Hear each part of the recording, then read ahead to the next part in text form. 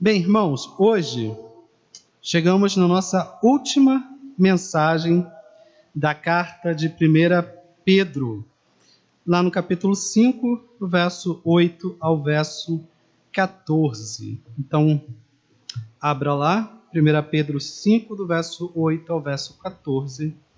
São os versos finais dessa carta de Pedro, que diz assim: Sede sóbrios e vigilantes. O diabo, vosso adversário, anda em derredor como leão que ruge, procurando alguém para devorar. Resisti-lhe firmes na fé, certos de que sofrimentos iguais aos vossos estão se cumprindo na vossa irmandade espalhada pelo mundo. Ora, o Deus de toda graça, que em Cristo vos chamou à sua eterna glória, depois de terdes sofrido por um pouco, Ele mesmo vos há de aperfeiçoar, firmar, fortificar e fundamentar. A Ele seja o domínio, pelos séculos dos séculos. Amém. Por meio de Silvano, que para vós outros é fiel irmão, como também o considero, vos escrevo resumidamente, exortando e testificando de novo que esta é a genuína graça de Deus. Nela estai firmes. Aquela que se encontra em Babilônia, também eleita, vos saúda, como igualmente meu filho Marcos. Saudai-vos uns aos outros com ósculo de amor. Paz a todos vós que vos achais em Cristo. Oremos, Deus Santo, mais uma vez. Peço que o Senhor me use, me ajude a pregar, acima de tudo, sendo fiel à Tua palavra, e abençoe também aqueles que estão ouvindo, para que sejam iluminados pelo Teu Espírito Santo e que todos nós possamos sair daqui mais um dia, abençoados por Ti. Em nome de Jesus. Amém. Então, irmãos, com a graça de Deus, chegamos ao final de mais um livro da Bíblia.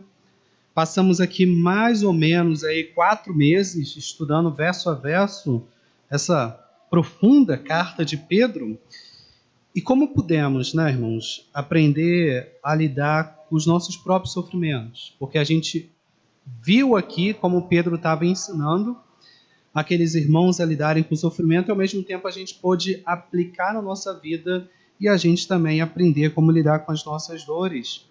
Pelo menos falo por mim, como que eu pude aprender, né, ao estar ensinando os irmãos aquilo que eu mesmo estava falando.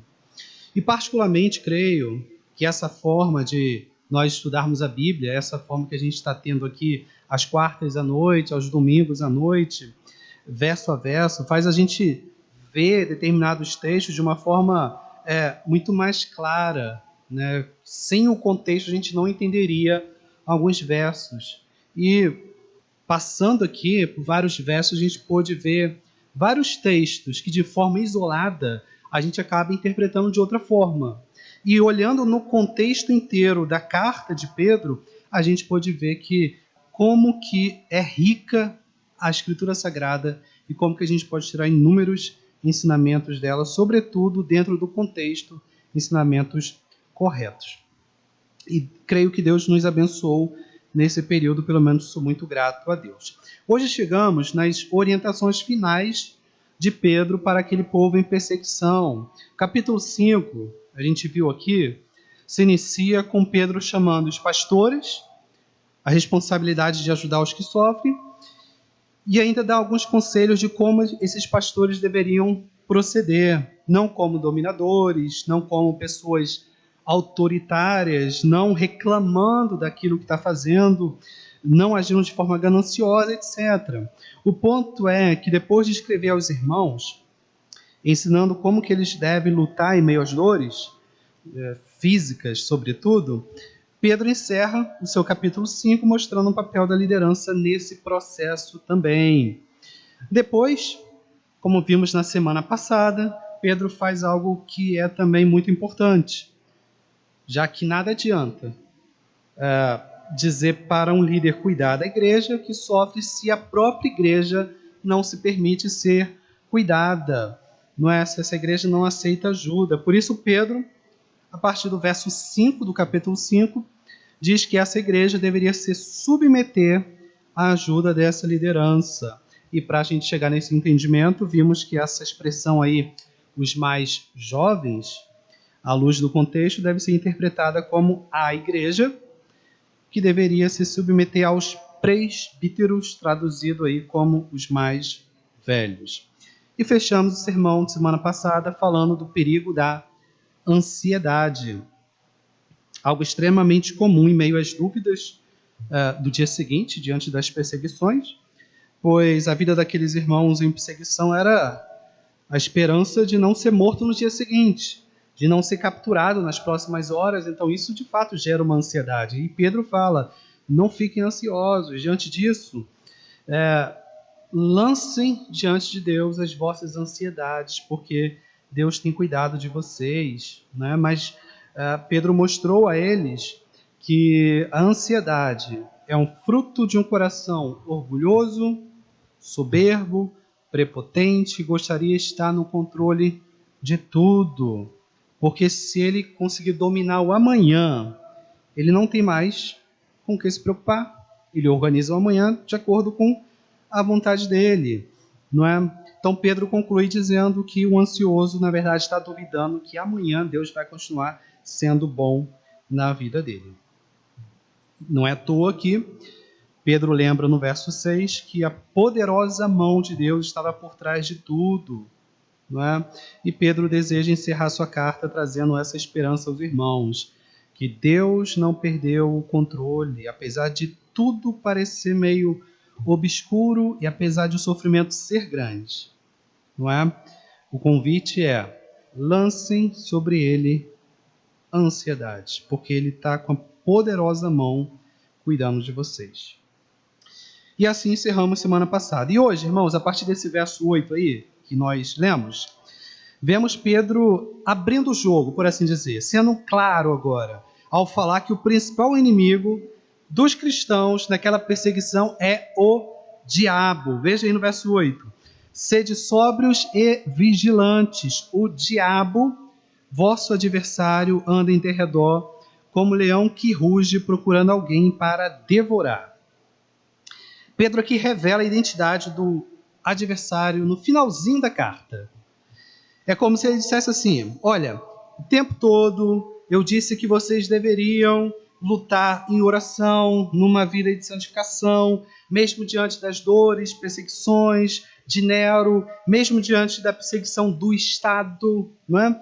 Mesmo que estivessem sofrendo injustamente, a gente viu aqui, mas não se esqueçam de algo que Pedro fala no final, que quem está por trás disso é Satanás, a antiga serpente.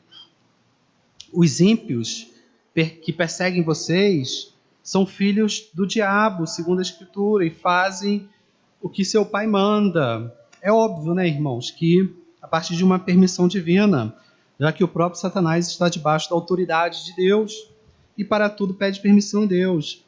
E se Deus permite, claro, é porque algum propósito tem, algum bem ele almeja com o seu povo, para o seu povo, na verdade, por meio das provações. Mas se Deus vem através das provações cuidar das nossas vidas, de Satanás a gente só pode esperar uma coisa: tentação e o objetivo de derrubar o cristão. Ou como Pedro diz aqui, né, devorar de fato. E uma das armas de Satanás é usar o Estado. Pedro coloca claramente aqui no final: o Estado está perseguindo vocês por meio de Nero? Ok, quem está por trás disso? Diz o apóstolo Pedro: Satanás está por trás disso. Usando o Estado para perseguir os cristãos daquela época. Algo que ainda, infelizmente, acontece hoje em muitos países, principalmente em países onde há ditadura, onde não há liberdade, sobretudo liberdade religiosa. Não é? Em países, por exemplo, comunistas, como na Venezuela, como em Cuba, Coreia do Norte e muitos outros países africanos também, são países onde o cristão não tem nem liberdade de culto. Países islâmicos e qualquer país totalitário. Nesses países, ainda hoje, muitos irmãos nossos estão perdendo a vida apenas por serem cristãos, como se ser cristão fosse um crime. Então isso estava acontecendo naquela época, e Pedro revela a identidade por trás de todo o estado ditador, Satanás. Se surgir no meio de vocês qualquer governo ditador que tire a liberdade de religião, tire a liberdade de culto, tire a liberdade do povo, oprime o povo, como a gente vê em ditaduras, a Escritura é clara, a mão de Satanás está por trás desse estado. Pedro diz claramente aos cristãos, diante disso, sede sóbrios e vigilantes. Pedro não fala para eles terem medo, repara, tenham medo de Satanás, não, ele fala assim, ó, apenas vigiem, sejam sóbrios, sejam vigilantes, para terem um comportamento tranquilo, sem desespero nenhum, fiquem calmos, porque Deus está no controle. Eu acabei de falar, diz Pedro, a poderosa mão está aí por trás, cuidando de vocês. Fiquem tranquilos, mas fiquem vigilantes, fiquem alertas. Por quê? Aí Pedro fala das artimanhas do diabo. Veja aí no texto. O diabo, vosso adversário, anda em derredor como leão que ruge, procurando alguém para devorar. Ele anda sempre à procura de uma brecha, como uma serpente esperando o momento certo para dar um bote. Assim é Satanás aguardando um tropeço do cristão. No início do livro de Jó, Satanás já relatou que a rotina dele, que o que ele fazia era rodear a terra e passear por ela, sempre à procura de uma caça, de um cristão que baixe a guarda, que abra a guarda, né, que dê uma brecha. Isso porque Satanás não vai perder tempo com os incrédulos. Já imaginou isso?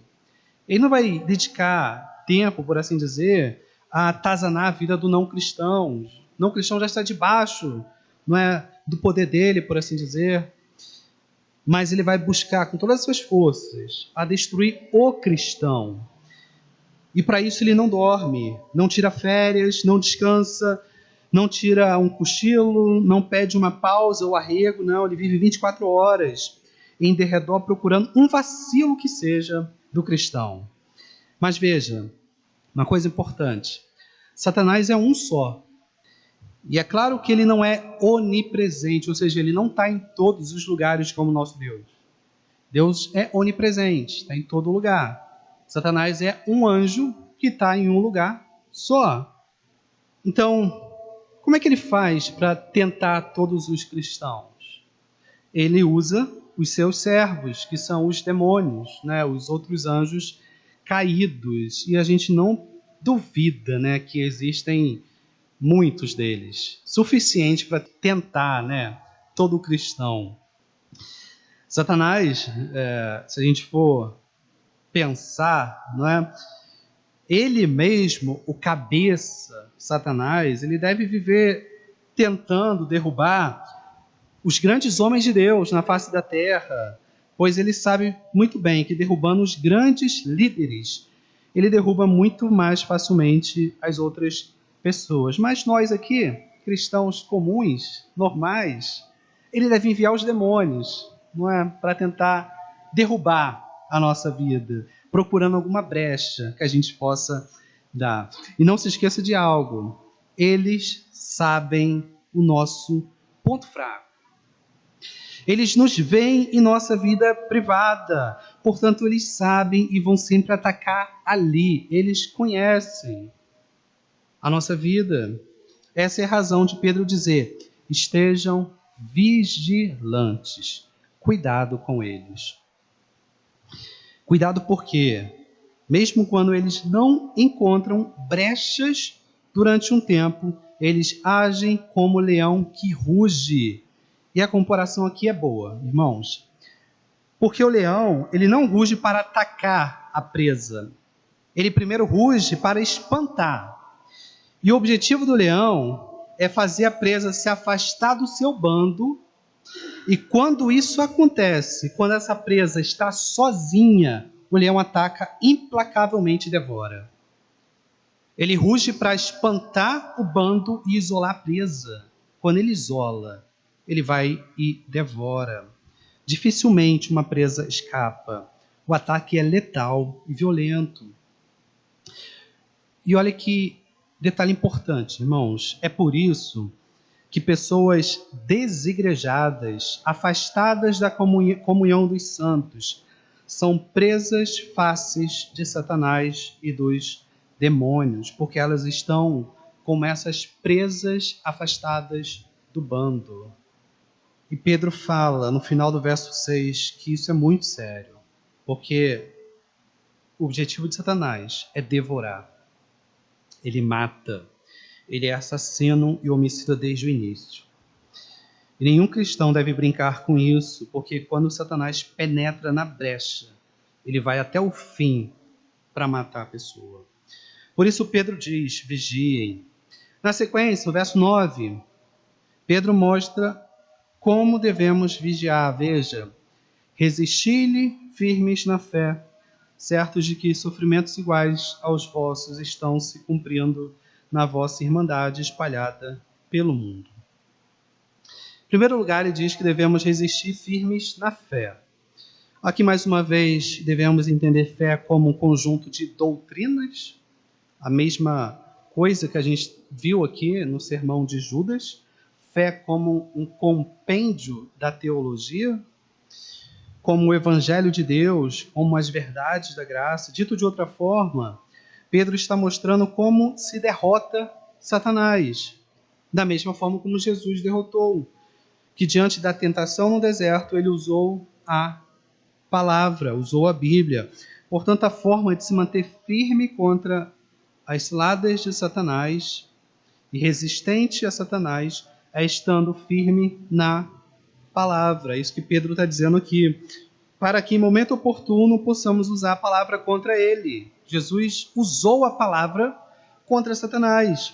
Não apenas isso, mas estar firmes na palavra como uma forma também de a gente estar se alimentando dela justamente para evitar as brechas.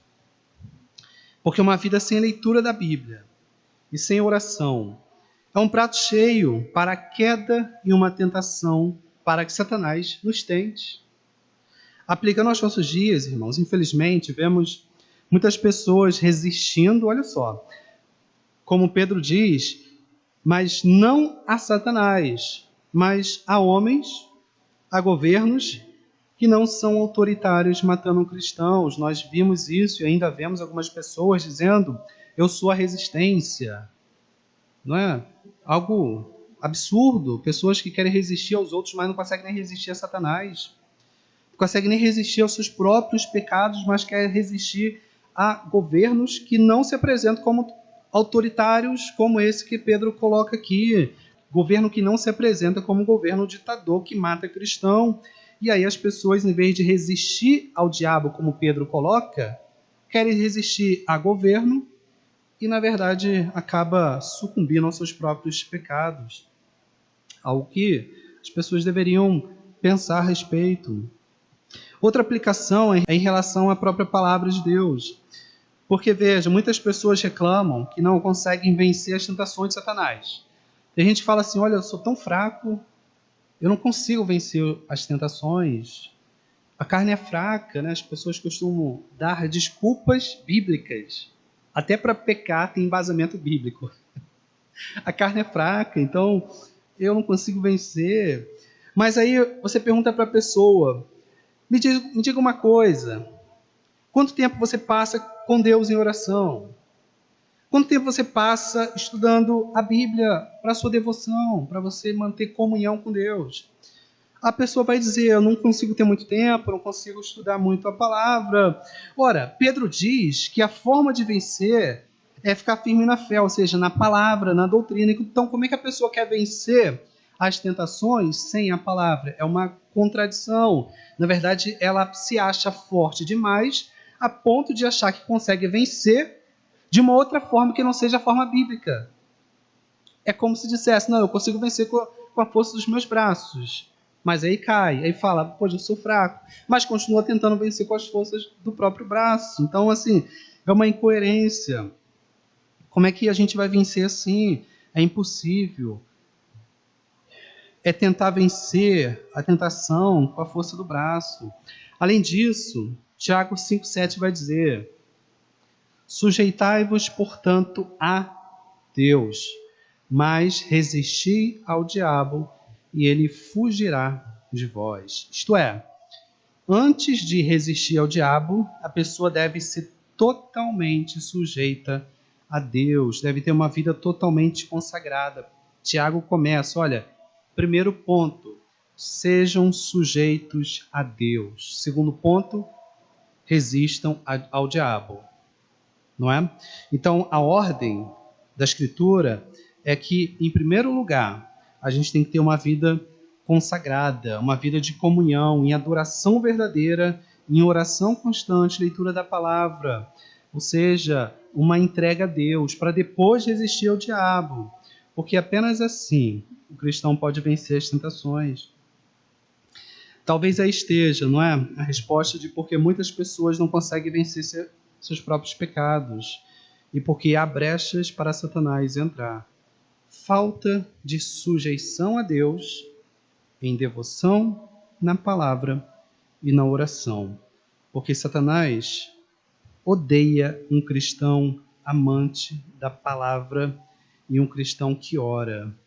Ele vai sempre fazer o possível para manter o cristão com a Bíblia fechada, pois Bíblia fechada é brecha aberta. Bíblia fechada é guarda aberta para Satanás atacar com muita facilidade. Algo que a gente tem que pensar. No mesmo verso, Pedro ainda dá outro exemplo de como devemos proceder diante das perseguições. Veja, ele vai dizer: certos de que sofrimentos iguais aos vossos estão se cumprindo na vossa irmandade espalhada pelo mundo. Isso era importante para aqueles cristãos, porque em tempos difíceis, as pessoas, às vezes, têm a tendência de imaginar que elas são as únicas que estão sofrendo no mundo, que ninguém mais está sentindo o que ela sente, que ela está passando por uma dificuldade que outras pessoas não estão passando. Às vezes as pessoas pensam isso.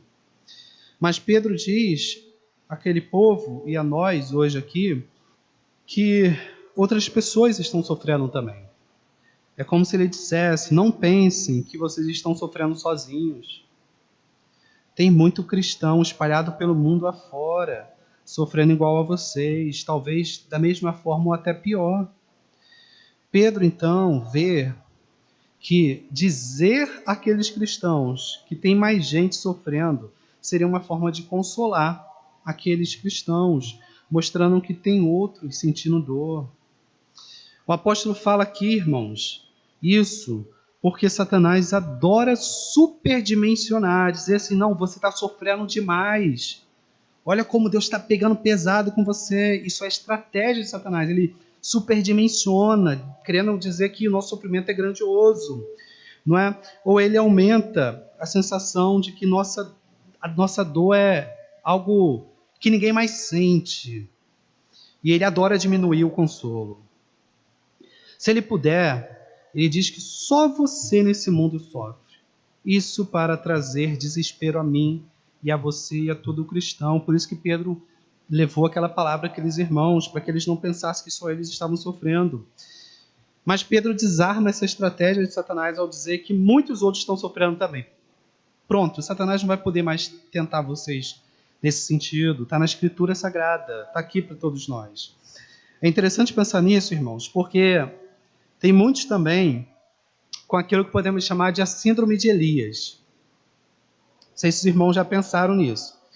Tem gente que acha que sofre sozinho, vimos aqui, mas tem gente que acha que é justo e piedoso sozinho, como Elias. Em certo momento na vida do profeta Elias, ele diz que só ele tinha sobrado de justo e bom naquele momento. E todos os demais haviam abandonado a verdade.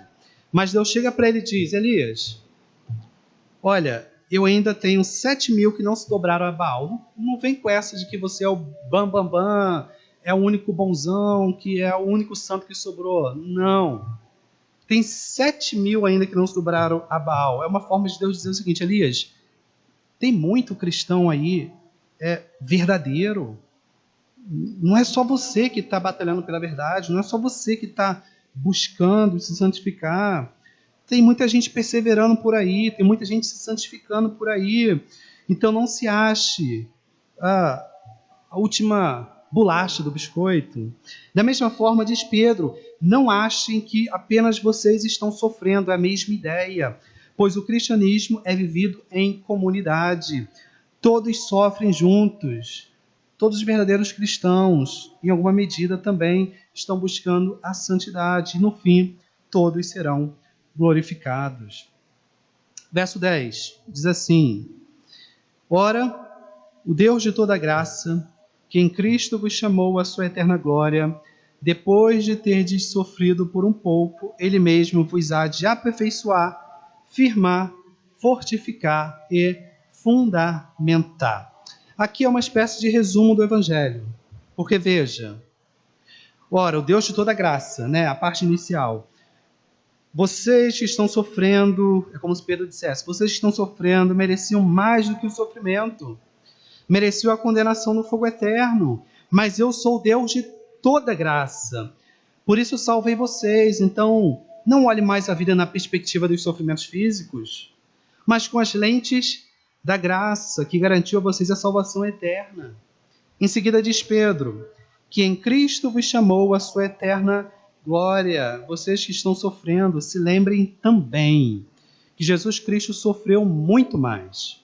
Ele carregou na cruz a ira de Deus e ele fez isso a fim de chamar vocês para a eterna glória, para viver com ele eternamente, contemplando a glória de Cristo. Depois Pedro diz, depois de terdes sofrido por um pouco, ou seja, o sofrimento de vocês é temporário, é por pouco tempo, como o próprio apóstolo Paulo já diz, um texto que eu acho fantástico, já repeti ele aqui algumas vezes, lá de 2 Coríntios 4, 17 e 18, diz assim, porque a nossa leve e momentânea tribulação produz para nós eterno peso de glória, acima de toda comparação, não atentando nós nas coisas que se veem, mas nas que se não veem, porque as que se veem são temporais, e as que se não veem são eternas. O que Paulo e Pedro dizem nesses versos, irmãos, é que a dor é um caminho natural até chegarmos no novo céu e na nova terra, mas que essa dor nunca pode suplantar a esperança da glória da eternidade, pois essas dores estão produzindo para nós eterno peso de glória, isto é, cada vez mais da presença gloriosa de Cristo no futuro, e ela é leve e momentânea. Ela tem uma pouca duração. Finalmente, assim encerra o verso, ele mesmo vos há de aperfeiçoar, firmar, fortificar e fundamentar. Isso significa que o sofrimento tem a capacidade de moldar o caráter cristão. É nesse momento que Deus está trabalhando na vida, nos aperfeiçoando, nos fazendo pessoas melhores, nos firmando, nos fazendo resistir nos dias difíceis, nos fortificando e nos fundamentando. E tudo isso, irmãos, acontece através de quem? Ou de que forma? Pedro está falando isso a quem? Uma vida mais madura, uma vida mais aperfeiçoada, mais firme, mais fundamentada. Pedro está falando a cristãos sentindo dor na pele de verdade. Ele está dizendo que é isso que nos amadurece e nos aperfeiçoa. Pedro chega para cristãos sentindo dores e fala, essas dores estão aí para fundamentar, aperfeiçoar, santificar e firmar vocês, fazer com que vocês sejam cristãos maduros. E eu sei, irmãos, que não é fácil. Não é fácil a gente sofrer, não é fácil a gente sentir dor, mas a Escritura diz que as dores são o meio para que nós sejamos cristãos mais maduros. E a gente só tem certeza de uma coisa, não é? Quem pede para parar de sofrer, como o slogan de uma igreja conhecida, automaticamente está pedindo para não crescer, não ser firmado, não ser aperfeiçoado, não ser santificado e não ser um crente mais maduro. Isso é um fato na Bíblia e que a gente tem que analisar com cuidado. Não é fácil, não é simples, mas a Bíblia diz que é o sofrimento que aperfeiçoa o nosso caráter. E Pedro encerra o verso 11 com mais uma doxologia, mais um louvor a Deus. Veja, a Ele seja o domínio pelos séculos dos séculos. Amém. Pedro está encerrando a sua carta, não lamentando pelas dores, lamentando pelos sofrimentos, mas adorando a Deus por Ele estar no controle de tudo. Por isso, a Ele seja o domínio. Mesmo diante de imperadores poderosos perseguindo vocês, mesmo diante de Satanás ferozmente procurando uma brecha para destruir vocês, mesmo com tudo isso contrário, o domínio de tudo é de Deus. Ele é o Rei do universo, agora e pelos séculos dos séculos. Amém. Esse, irmãos, deve ser nosso louvor também em meio às adversidades da vida. Deve ser o nosso louvor. Agora, irmãos, do verso 12 ao verso 14, Pedro faz algumas saudações finais, encerrando o verso. Vejamos essas saudações finais. Verso 12. Por meio de Silvano, que para vós outros é fiel irmão, como também o considero, vos escrevo resumidamente, exortando e testificando de novo que esta é a genuína graça de Deus, nela estai firmes. Esse Silvano aqui é o mesmo Silas que ficou na prisão com Pedro. Lembra? Pedro e Silas na prisão. Então, Silvano e Silas são a mesma pessoa. Pedro diz aqui, então, que Silas, ou Silvano, foi o seu secretário. Aquele que redigiu essa carta aqui de Pedro. Foi aquilo que a gente chama de o ajudador, de Pedro, amanuense. A gente vai ver daqui a pouco isso. Isso era comum naquela época, irmãos. Era normal haver alguém que trabalhasse como amanuense. Esse era o nome usado, hoje chamado de secretário. Então, nesse início do verso, Pedro apresenta Silas como aquela pessoa que estava ao lado de Pedro, o ajudando, sendo seu secretário, para escrever as memórias inspiradas de Pedro. Era um irmão, ele diz, muito querido por todos. E olha que detalhe interessante aqui. Pedro ainda diz que vos escrevo resumidamente. Essa palavra resumidamente, se a gente não soubesse quem é o autor, dessa carta, a gente poderia pensar que era uma mulher escrevendo, porque escreve tanta coisa para no final ele falar, foi um resumo. Resumidamente. Mas a gente sabe que foi o apóstolo Pedro. E logo em seguida Pedro lembra qual é o objetivo da sua carta. Ele vai dizer, exortando e testificando de novo, que esta é a genuína graça de Deus. Nela estai firmes. Aqui Pedro apenas encerra, lembrando de algo importante e que ele já disse. Por isso ele fala de novo. E é sempre bom no final repetir aquilo que é mais importante. É nesse sentido que Pedro diz que é a genuína graça de Deus que vai manter aqueles cristãos firmes. Por isso ele exorta, lembrando, fiquem firmes apenas nessa graça. Estou falando para vocês de novo, e apenas nela e mais nada. Qualquer outra coisa que vocês buscarem firmezas, vocês vão sucumbir e vão cair. Verso 13, ele vai dizer, aquela que se encontra em Babilônia, também eleita, vos saúda, como igualmente meu filho Marcos. Quando Pedro diz, aquela que se encontra em Babilônia, muito provavelmente, ele esteja falando da igreja que está em Roma. Babilônia aqui é usada para se referir a Roma, ok? E Pedro estava em Roma, escrevendo lá de Roma, e lá em Roma tinha algumas igrejas. Então é como se Pedro falasse assim, olha, eu estou aqui em Roma, e nessa parte final da carta eu estou mandando algumas saudações para vocês. E não só eu estou mandando, mas a igreja que está mandando dizer que está mandando saudações para vocês também. Hoje seria a igreja de Coimbra, de Goiânia, está mandando um abraço para a igreja de Cidade Satélite. É mais ou menos isso. Pedro manda a saudação e fala, a igreja aqui também de Roma está mandando um abraço para vocês. Por isso, irmãos, é bem provável que Pedro esteja mandando uma saudação aqui para aqueles cristãos em perseguição de Roma. E olha só agora uma coisa importante, a parte final. Como igualmente meu filho Marcos. Marcos também estava em Roma com Pedro. Esse Marcos é aquele mesmo João Marcos que em uma das viagens missionárias de Pedro abandonou Paulo, melhor dizendo, abandonou Paulo. E Paulo ficou bem chateado, eles brigaram de fato, não é? A ponto de depois Paulo proibir João Marcos de viajar com ele na próxima viagem.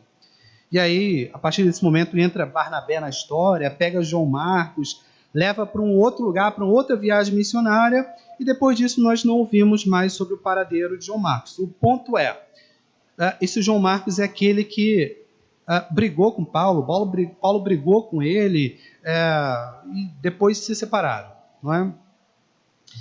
Nós só ficamos sabendo aí algo da vida de João Marcos ali no final da vida de Paulo, quando Paulo escreve a sua segunda carta a Timóteo, no capítulo 4, verso 11, onde ele diz o seguinte: toma contigo Marcos e trazei-o, pois me é útil para o ministério. A gente sabe que essa segunda carta de Timóteo é a última carta que Paulo escreve. Ele está no final da vida, ele vai morrer daqui a pouco. E no final da vida ele ensina algo que eu particularmente acho espetacular. Essa passagem eu acho espetacular. Ele mostra que nunca é tarde para restaurar relacionamentos que foram machucados no passado. Aquele Marcos que para ele era inútil, que ele brigou, que se separou e fala, não quero mais você andando comigo, quando eu precisei você me abandonou. Ele fala, olha, traz Marcos porque ele é útil para mim, eu preciso dele comigo. E era um momento que Paulo estava se sentindo sozinho, isolado. E quem é que ele queria por perto? Marcos. Paulo queria Marcos. Ele mostra que nunca, irmãos, isso a gente tem que guardar. Nunca é tarde para a gente chamar para nosso lado, para próximo de nós, pessoas que nos machucaram ou nós machucamos. E aqui Pedro fala dele, de Marcos, como um filho na fé, não é, que está mandando uma saudação para os irmãos que estão sofrendo. Ele diz, como igualmente meu filho na fé. Ele também está mandando uma saudação para vocês. Agora note uma coisa. Marcos estava ao lado de Pedro em Roma. Já vimos aqui. E isso explica por que grande parte dos teólogos, e eu também acredito nisso, diz que o evangelho de Marcos, o segundo evangelho, Mateus, Marcos, Lucas, João, o evangelho de Marcos, na verdade é o evangelho de Pedro. Os teólogos falam isso. Embora tenha ficado na nossa Bíblia lá, o evangelho segundo escreveu Marcos. Marcos, na verdade, seria um secretário de Pedro, registrando as memórias de Pedro. E se a gente for mais fiel, não é?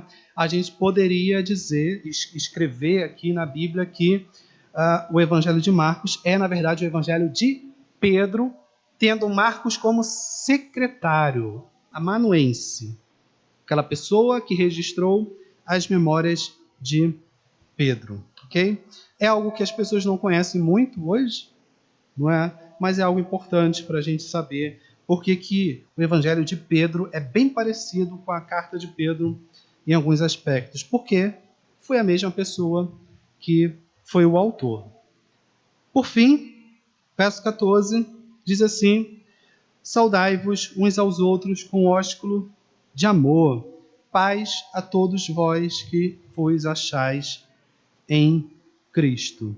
Ósculo de amor é o beijo no rosto, não aquele beijo de Judas, né, que transmite traição, mas aqui o beijo do cristão que transmite paz em meio às lutas. Algo muito comum naquela época, não é? Pois muitos usavam o ósculo santo, o ósculo de amor, como uma forma de comunhão fraterna, como uma forma de mostrar a alegria de estar junto, inclusive diante das dores. Lembremos que esse ósculo santo era comum homem com homem, era mais rosto com rosto, homem com homem, e mulher com mulher. Aqueles irmãos usavam no sentido de mostrar comunhão santa. Hoje, talvez a gente use mais para mostrar comunhão santa o abraço, na nossa cultura, não é? Os homens não têm muito costume de dar um beijo no rosto. Alguns fazem, outros já não fazem. Enfim, o importante é o princípio, é mostrar a fraternidade, mostrar que está junto com o outro que está sofrendo. Esse é o objetivo do ósculo de amor. Esse era o sentido. E no final, para encerrar, Pedro diz as últimas palavras: paz a todos vós que achais em Cristo. Não é? Que vocês encontrem paz nesse momento, porque é possível, é difícil, mas é possível encontrar paz nesse momento. E esse é o meu desejo com essa carta, diz Pedro, que vocês sejam guardados na paz de Cristo Jesus. E assim, irmãos, encerramos essa primeira carta de Pedro, entendendo que nesse mundo passaremos por aflições, mas Deus nos manda ter bom ânimo, ter esperança, pois o fim está próximo. Amém. Amém. Louvado seja Deus, né? E glorificado seja o nosso Deus. Oremos ao Senhor. Deus Santo, eu louvo o teu nome e meu coração é grato a ti, Deus, por mais esse dia, pela tua misericórdia que se renova sobre as nossas vidas, pela oportunidade, Deus, que tivemos aqui de estudar a tua carta, registrada pelo teu servo Pedro. Obrigado por tudo que ouvimos, Deus.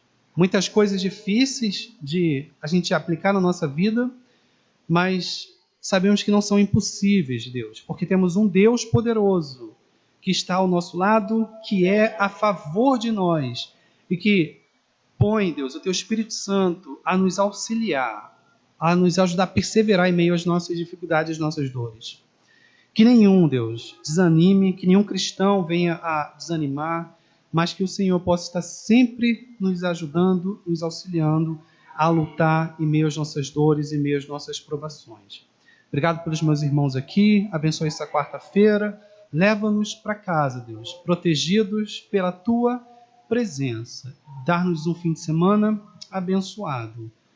Assim eu oro, agradecido em nome do Senhor Jesus Cristo. Amém, amém. Deus abençoe a todos, irmãos.